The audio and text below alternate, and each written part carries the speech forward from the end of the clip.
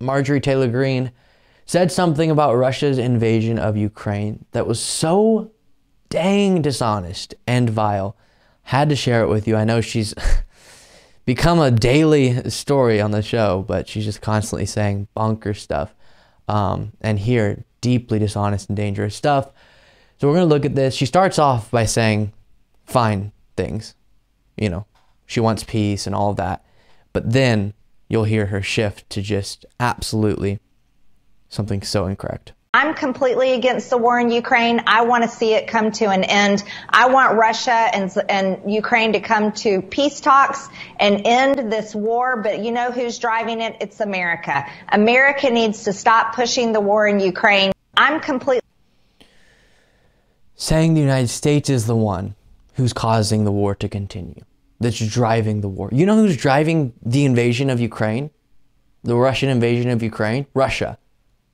You know who's driving Putin's invasion of another sovereign country? Putin. Putin could stop the war today by stopping his invasion today. I don't understand why even someone who has so many bad views like Marjorie Greene would take this stance.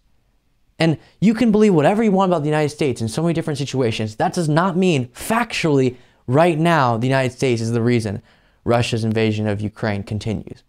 And she's taking the responsibility off the shoulders of Putin, which is exactly where it lies. And to give a very, very simplified analogy for this, to try to explain it for Marjorie Taylor Greene, if person A, for no reason, just started punching person B, and then person C came and tried to stand next to and assist person B in person B's defense of themselves, would you say person C is causing the fight to go on? Or would you say it's just, gosh, person A and person B, they're just fighting and they need to come to some peaceful resolution, and person C is just causing it all to continue? No, person A needs to stop attacking person B.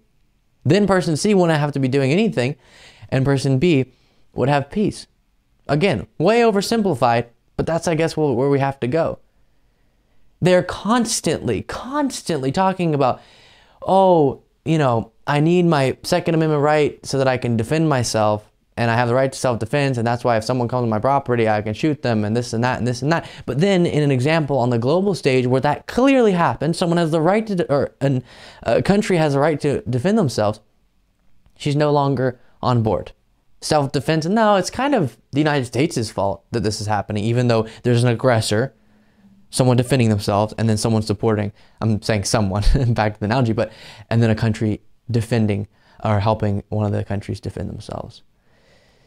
It's so vile. Why? The only reason that I can derive from all the things she said that would make some, it doesn't even make sense, but that would give me some answer as to why she takes this stance, why Tucker Carlson takes this stance, is because they just have to be against Biden. And because Biden's for Ukraine, they have to be against that. That's my only answer. Otherwise, even with the horrible, flawed logic they have, can't understand why on earth they're taking this stance. Now, again, this is not me saying you can't think for this reason or that reason that the dollar amount we should be spending on Ukraine's defense of themselves should be different. You can have views. You and I can disagree. That's perfectly fine. This is something different. It's not the United States' fault. I mean, sorry, it is the United States' fault. It's not Russia's fault. What on earth? Truly infuriating. And the solution from individuals like Marjorie Greene and Tucker Carlson is stop supporting Ukraine. Us sending aid to them, sending military aid, lethal aid, all these different things, is causing the war to continue. So if we stopped, what would happen? Oh, there's peace now, because we were the driving force, right? Would there be peace? Does Marjorie Greene authentically think there would be peace if we stopped? No, Russia would push even more aggressively. They would think they have an even better shot at taking over what they want to take over. So backwards, so incorrect, and just deeply deeply dishonest. Thank you so much for watching. If you want to be a part of what makes this show possible, plus get access to the full video version of the show hours before all the clips are uploaded to YouTube, plus get the full bonus show every single Saturday, you can do so by going to patreon.com/Luke Beasley. That's patreon.com/Luke Beasley. Link in the description.